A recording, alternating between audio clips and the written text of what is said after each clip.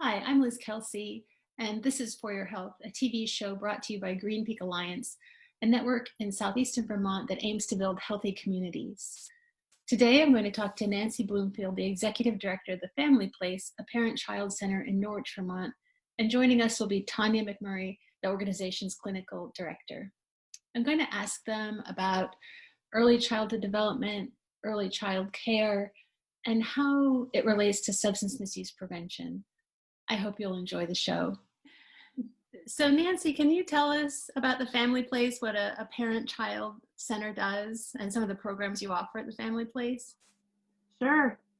So the Family Place, like other parent-child centers, are designed to be a go-to resource for families with young children. And really what that means is that we aim to be like a one-stop shop for families when kids are young. And it's really a place that they can go for resources, for support, community, opportunities. And it looks different for each family that comes through our doors. So I can share a little bit about some of the programs, but I think it's just important to know that we work with families from all walks of life, lots of different circumstances, and our goal is to really respond to what their needs are and to weave together different resources and opportunities to help meet their needs. So services and things could look quite different depending on what a family is looking for.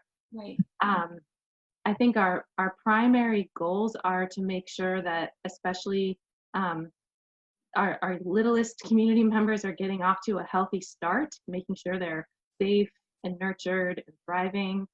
And we're here to help make sure that families are stable and that they have the support they need when things get tough.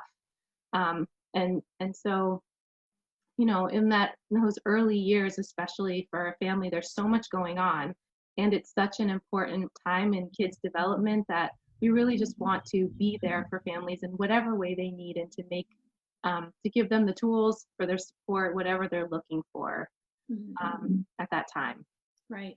So, I mean, as far as some examples of our programs, we have a lot of different programs, but a few I can share.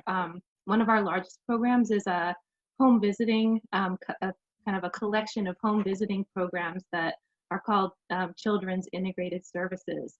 And in that program, we have staff traveling, well, actually, in a year, up to 40,000 miles a year, all told. All of our staff, that's how much they're traveling.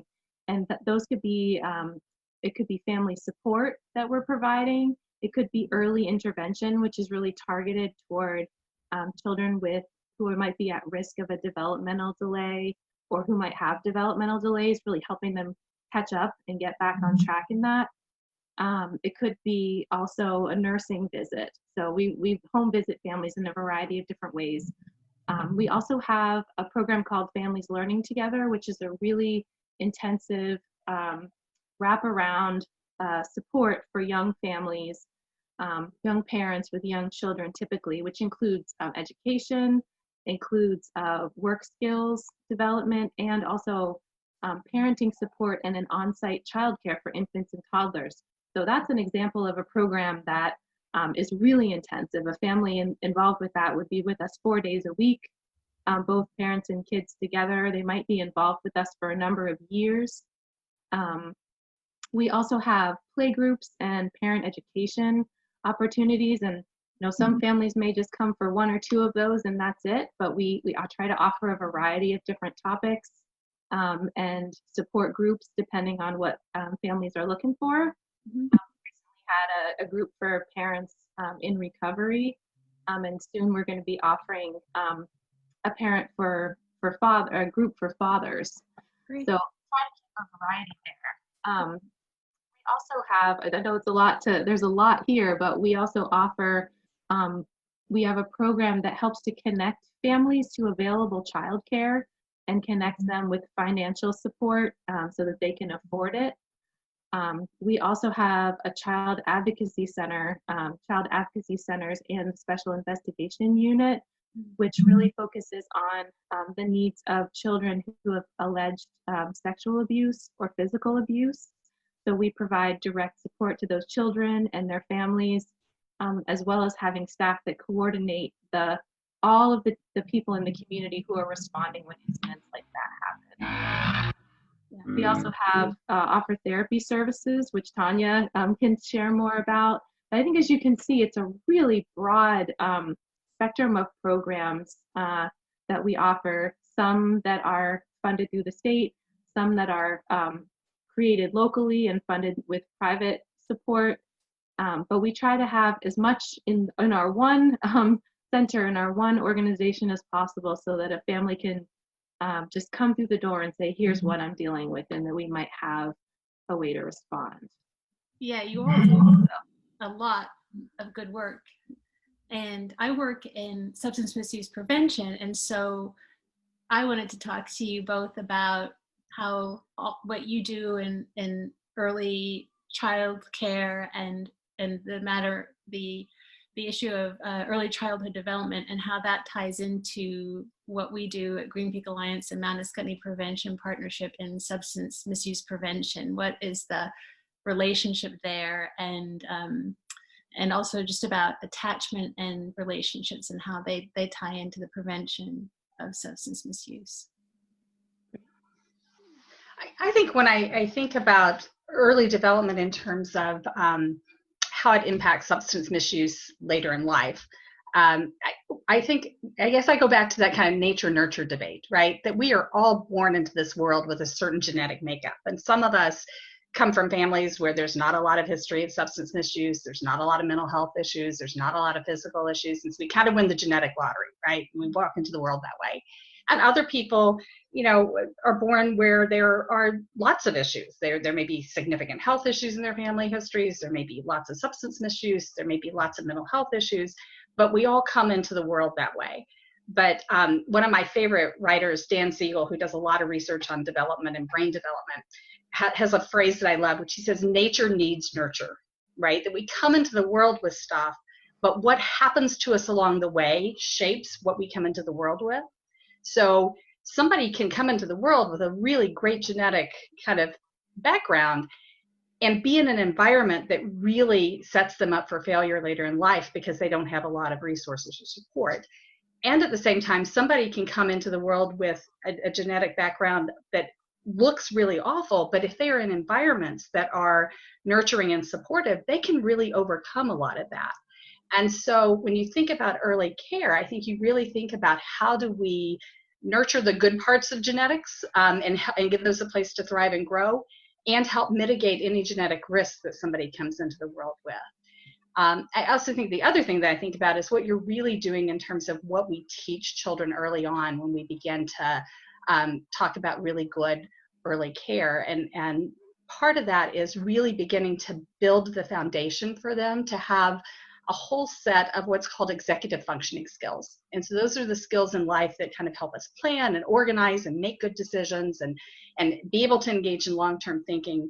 And some of the really critical pieces of that are things like impulse control and delayed gratification. And so if you think about, beginning to build those skills in a toddler, so that when you have a 12, 13, 14-year-old who's with a bunch of friends who want to go, drink or smoke or use some kind of substance, you want a kid who has some ability to say, nope, I don't think I'm going to do that. Because one of the things that research tells us is that the earlier you start substance use, the more likely it is to be problematic. So, smoking marijuana or drinking at 13 has a very different trajectory than smoking marijuana or drinking at 21. And so what we want is to be able to begin with kids to teach them skills to delay gratification, to control impulses, to be able to make those better decisions when they're teenagers and adults that don't lead them into that path. We're also beginning with young children to teach them emotional regulation, right, which is the ability to handle a whole bunch of big feelings that come along, and to be able to deal with and cope with feelings that aren't so pleasant, right, to be unhappy, to be angry. And I know all of the people that I have ever worked with who have substance misuse problems are people who, when things get really tough emotionally, don't have a whole lot of other skills in place to handle that. And so they're, if your only tool is to go have a drink or to use a substance, that's what you're going to do. And what we want to do is to begin to teach children very early. There's a whole host of other skills when there are some really bad negative emotions. So what does that look like with a small child, teaching a small child that skill, and what might that sort of look like down the line? Like what would be, what's an example of? Yeah. That So I think about a lot, if you think about that emotional regulation skill, for example, I think it's pretty typical that when 1 and 2 year olds get mad, they throw a toy across the room, right? And what we begin to say to them is, first of all, we teach them to name that emotion, right? You're really mad. I can see you're really mad. It's okay to be mad. It's not okay to throw the toy across the room, right? You need to say, I'm mad. We spend a lot of time with 2 and 3 year olds saying, use your words, right? Because we're teaching them that feeling that I have inside, there's nothing wrong with that feeling. I can't throw the toy across the room, right? I can't bash my friend upside the head with the truck because he decided to take it away from me. I have to deal with it in a different way. And so we begin to build those skills, and certainly 2 year olds are not great at it, right? 2 year olds still throw things across the room, even though we say to them repeatedly, you can't throw something across the room. But we begin to build that skill into them so that when they're a teenager and they get mad, they have some words to put to it. Maybe we've taught them how to breathe. Maybe we've taught them how to go take a walk. Maybe we've taught them how to kind of go hang out in their room and calm down a little bit. And those skills kind of carry forward. If you think about delayed gratification, some of it is about really helping kids, I think one of the classic examples with young kids is, when little kids are hungry, they believe they need to eat right now, right? It doesn't matter that dinner is 5 minutes away, they need to eat right now. And teaching a little kid that, why don't you go feed the dog, and by the time you feed the dog, dinner will be ready, right? And so we're teaching kids that skill of, when I really want something, I can let go of that and I can go do something else. And then what that means later in life is, when I really want something, right now, I would love to go to a beach and hang out, right? I'd love to get on an airplane and go to Florida and hang out. That's not a great idea right now, right? It might not be a great idea for a really long time. And I have the ability now to be able to say, okay, so someday I'm going to go hang out on a beach in Florida, not today. And so it really is that step-by-step progression.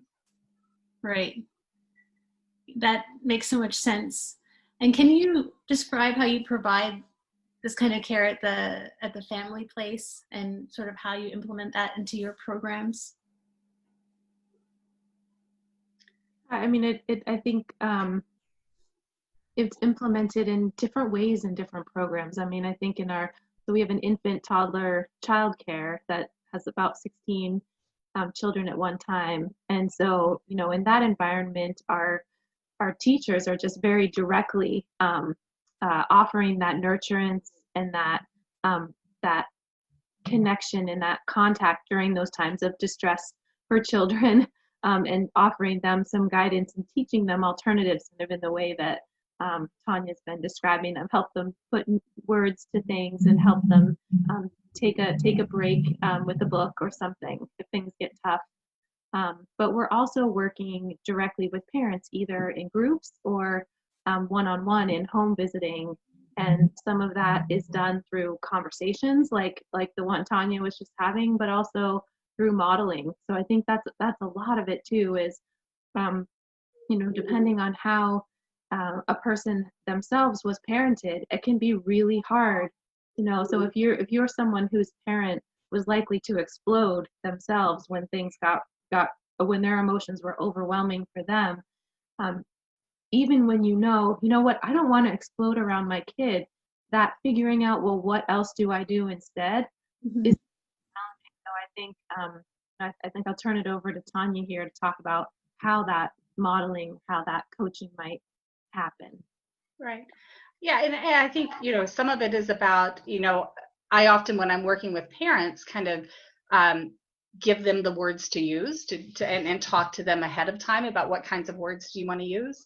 I also, in a session with a child, will, if I can tell, like, a parent is getting really upset and is about to kind of interact in a way that might not be helpful, I might step in and kind of offer the kind of response that would really be helpful in that situation, so the parent is seeing how you can set limits, because that's certainly very important with kids, but also be kind about setting limits. Because if you grew up in a home where limits were only set by somebody yelling or screaming or throwing something across the room, you don't really have the tools in your toolbox to know how to set a really firm limit in a really kind way. And so being able to show parents how to do that. I think we also, Nancy mentioned our Families Learning Together program. That's one of the places where I think we do a lot of that work with parents, because many of the parents that we have in that program come from families and backgrounds that were not the greatest. And so they didn't have great models as parents in terms of how do you handle some of those situations.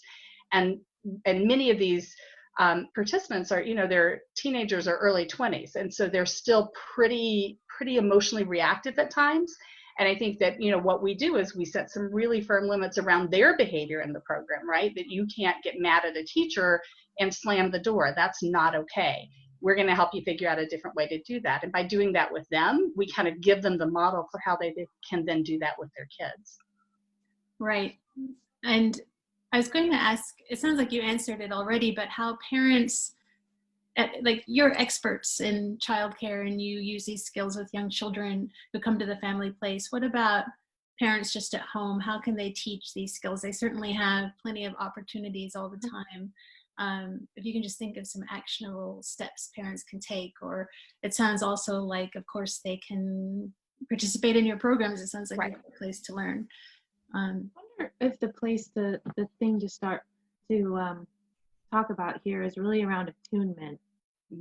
Because I feel like we've discussed a little bit about some strategies that that teachers or parents use to help guide a child in a different direction.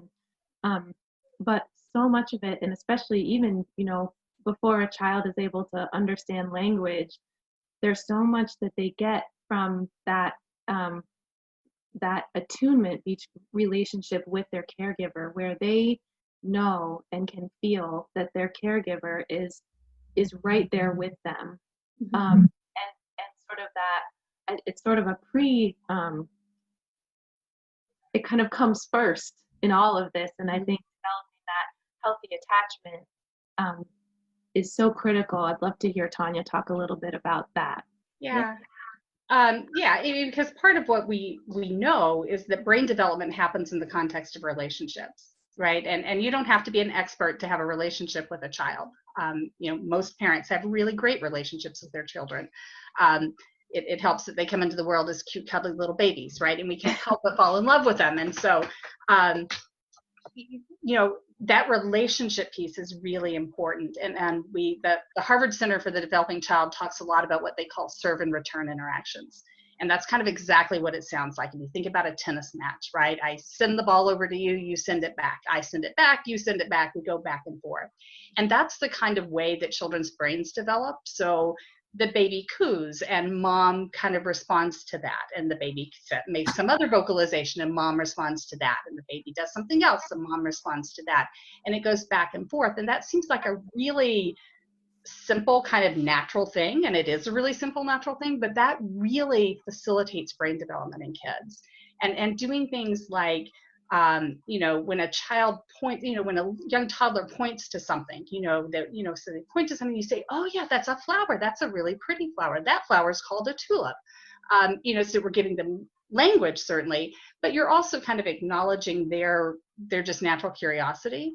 Having environments that provide stimulation for children. So having books around that kids can pick up and look at. And even, I think sometimes parents think, why would I read to like my 6-month-old who can't understand the book? But you're beginning to introduce them to the book. And even if all they do is hold it in their hand, you're kind of creating some foundational skills for literacy. I think having an environment that has toys, and when I say toys, that doesn't necessarily mean you have to go buy a ton of toys. When my children were toddlers, we had a cabinet in the kitchen that had Tupperware and some plastic stuff, and they would go and open that cabinet and scatter those all throughout the house, right? That, for a child, that's a toy. You can do a ton of things with empty, paper towel rolls. but just some things in the environment that encourage children to play, and then sitting down on the floor and playing with them. And really interacting with them, because that really is how learning and development happens for young children. It's totally within the context of their relationships with the caregivers. And so that's a very easy thing for parents to do, is just that. And many parents do it, and they do it very naturally and kind of instinctually. Yeah. This is kind of a big question, but what are some of the barriers that interfere with parents providing that kind of care, and how can such barriers be overcome? Yeah. So I think certainly, if parents are struggling with their own kind of big issues, so whether that's mental health, whether that's substance misuse, certainly poverty gets in the way. If you are a parent who is working 3 jobs, you may not see your child a lot. You may, and when you do, you may be so exhausted that idea of kind of interacting may feel overwhelming. So those kinds of things get in the way. I think it gets in the way when, parents themselves maybe have not had, maybe if your parent never sat on the floor and played with you, it doesn't occur to you to sit on the floor and play with your child. And so those kinds of things get in the way. I think in terms of overcoming them, I think for parents to be able to reach out for supports, and there, the Family Place offers supports, but there's a ton of other organizations in the community that offer supports. And it might be your best friend, right? I think, our parent education person talks a lot when she does some parent education workshops about what is your village, right? Who is the mom you're going to call when you were going crazy because you just need somebody to talk to, right? Or you just need somebody to tell you that when your 2-year-old is running around in circles screaming like a wild banshee, that's what other 2-year-olds are doing, right? Because sometimes our kids do things and we think this is totally crazy. And then we go talk to another mom and we find out, oh, all kids that age do that. And it feels a little bit better to then go back and interact with your kid when you know that they're doing what every other kid is doing. But having those support networks can really help parents, even when they are struggling with whatever other issues kind of get in the way. I also think one of the things I also always like to be sure to say is, I think we spend a lot of time talking about how important it is for kids to have good experiences. And I think sometimes it begins to feel like if kids don't have those perfect experiences, they're doomed forever. The reality is our brains grow and change and develop for our entire life. So even if a kid has a really rough start, a parent can kind of say, and I think we've worked with lots of parents, for example, who have, histories of substance misuse. And then they get to a place where they're clean and they're making really great progress and they're on the track they want to be. And then they realize, oh my God, for the first couple of years of my child's life, things were really hard. That does not mean that you have doomed your child. There are lots of things that we can do to kind of go back and repair those experiences. And so I think that when parents find themselves in those places that are hard, really being able to reach out for support, or if they have had those experiences in the past, kind of not being embarrassed to reach out for support and say, what do I do to change this? What do I do to put my child on a different trajectory? Yeah, that's so important to know. You kind of answered a question I was going to ask, which is who or what else plays a role in early childhood development? You mentioned the importance of community and friends. So I guess what I'd ask is, what if people who feel that they don't have those supports? Can you suggest strategies how people can build them or reach out to people, or why they may not, why someone may feel that they can't reach out to someone, or how they might change and find those supports? Because I think a lot of people feel unfortunately alone in their experiences. Yes, yeah. I think I have a colleague who often says, those experiences that we are the most embarrassed about and the most afraid to share are usually the most common experiences. They're the ones that we all have, and we're all afraid to tell everybody that we have them, right? And so just getting to a place where you can have a little bit of courage to reach out.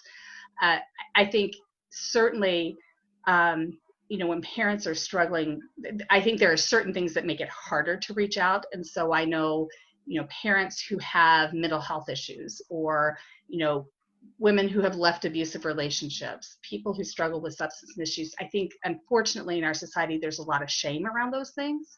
And so if people have struggled with those things in their lives, they feel really embarrassed and afraid to reach out. I think looking to find some communities of people who have those same experiences and have overcome some of those same experiences. I think if you have children, I think you in some ways have kind of a natural way of developing a support network, because all of your kids' friends have parents, right? And they're all struggling with some of the same things you're struggling with. And so, if your child is playing soccer, talking to the other parents on the soccer team, or if your child joins Boy Scouts or Girl Scouts, kind of having conversations with those parents, and you can start in a really low-key way, but can build kind of that connection. And you can have I often talk to clients about kind of that idea of your support network can have lots of different layers to it, right? That I have people in my support network who the only function they serve in my support network is when my son needs to get to a sports practice and I have to work and I can't take him. They are parents who will take him for me, right? We're not best friends. They don't know my, personal life. I wouldn't call them at 3 o'clock in the morning if something was going wrong, but they're a really great help to get my son to basketball practice when I can't get off work in time. There are other people who are those people that I call when I really need something. And so looking at kind of thinking, I think people sometimes think about supports as being kind of all inclusive. And I think looking at them as, I need a support to help with this, and where do I find that? And I need a support to help with this, and where do I find this? Faith communities for people, if that's part of their belief system, can be a really great way to build connections.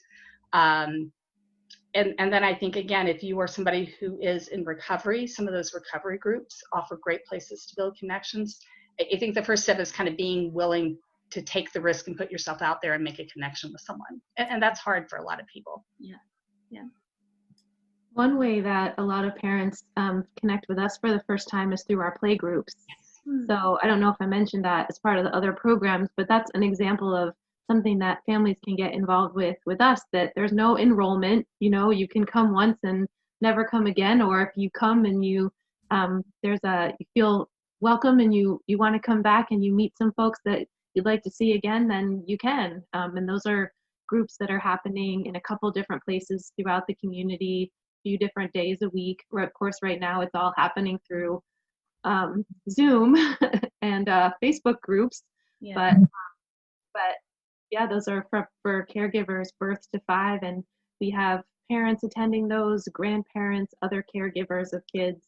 So we aim for that to be just a welcoming environment for people to meet and connect. That's great. What I understand is that it's you said anybody can show up. What they have in common are the children, and there's probably an opportunity to meet people with all kinds of different experiences and backgrounds. And is that right? Oh, definitely. I mean, that's one of we try to reach out to families with newborns when we find out that a new baby has been born in our community, either because we get a referral from the birthing unit, or however else we find out. We usually reach out with what's called a welcome baby bag, which is sort of a way of introducing ourselves to families and providing some basic information about what's out there. And some of those families then decide to come to playgroup, and sometimes they're families that are new in town, or sometimes they've been there for a while, but they're having their babies at a different time as their friends or family did, and they don't know anyone else who's got a newborn, or wants to want to make some connections. Yeah. So I mean, we really appreciate, or really want to encourage people to call us if they're wondering what else might be out there for them, for with other parents of children in their similar age group, or whatever their needs are. That's part of our job too, is sort of referring families to supports or opportunities if they're not something that we ourselves would offer. That's wonderful. What comes after early childhood development? Can we talk about the continuum of care and what's done to build assets, to build these strengths as kids grow? Well, I think many people have kind of heard that statistic that all it really takes for a kid is one caring adult, right? And so that can be a teacher, that can be a neighbor, if you have a child who has a friend who seems to struggle a little bit, you can be the person who kind of steps up. So I think it really is about that community that helps to build up kids from the time they're babies up until the time they're teenagers. I also think it's the other piece that plays into that certainly is kind of policy and public policy. And I think we unfortunately talk a lot about family values, but we don't always put policies into place that really support families. And I think really that's also, I think, one of those continuums of care. How do we make healthcare and childcare and things like that affordable for families? Because that supports children throughout their lifespan, right? And so those are a couple of the things I think about. Right. Nancy, did you want to say anything about that? I think what was coming to mind for me was just, it's so important for kids to know they matter, for everyone to know that they matter and that they're needed.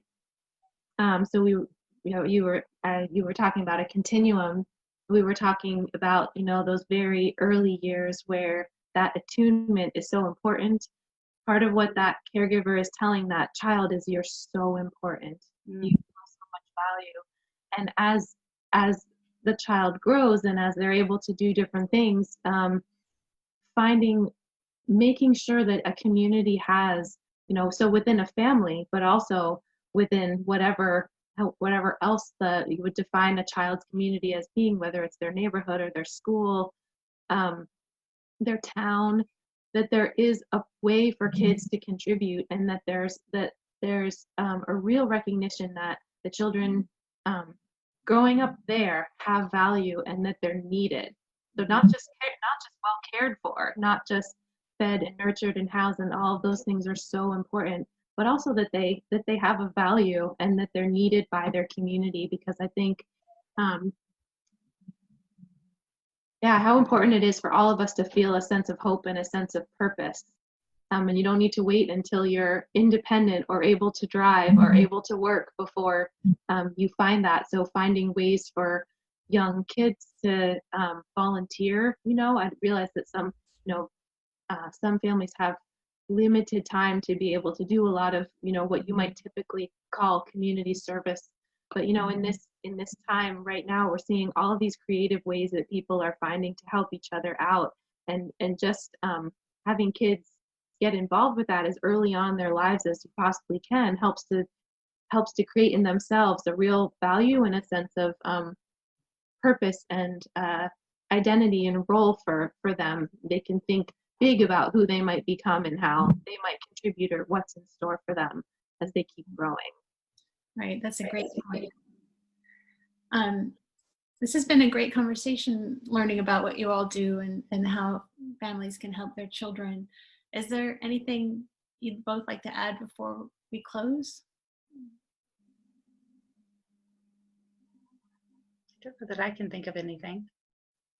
The only thing I could think when I was running yesterday, I was watching the documentary. I don't know if it's a documentary, but Becoming. It follows Michelle Obama on her book tour, and she was talking about. I've been thinking about that a lot today during our conversation, because she was talking about how her sense of her own worth started at the dinner table at her house. So they had family dinners is something that is it's not always easy to pull that off, but it's such a simple way to have that to provide that sense of belonging and value to a child and to every member of the family.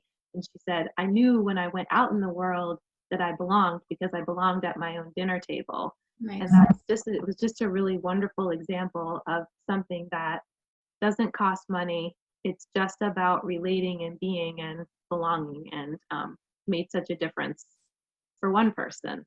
Right. And one of the things we talk about in my office is that it doesn't have to be dinner. If, according to people's schedules, it could be breakfast or lunch, just that being able to sit down together and share a meal and all that entails daily is important. Your last snack before bed, or, Right. And I think, back to I think a question you had earlier about what do parents do if, that I think, regular, some regular family meal times, but also just regular routines for kids. How do you put a kid to bed, and how do you do that in a way that's not just go brush your teeth and go to bed, that has a routine and a ritual behind it, and how do you have just some structured things in the course of your family that really, that, you know, speak to kind of what Nancy was talking about in terms of saying you matter and saying you're important, but really make things dependable for kids, is another thing that parents can do. Great. Well, thank you both for joining us on this conversation. Sure. Thank you. Thanks for having us.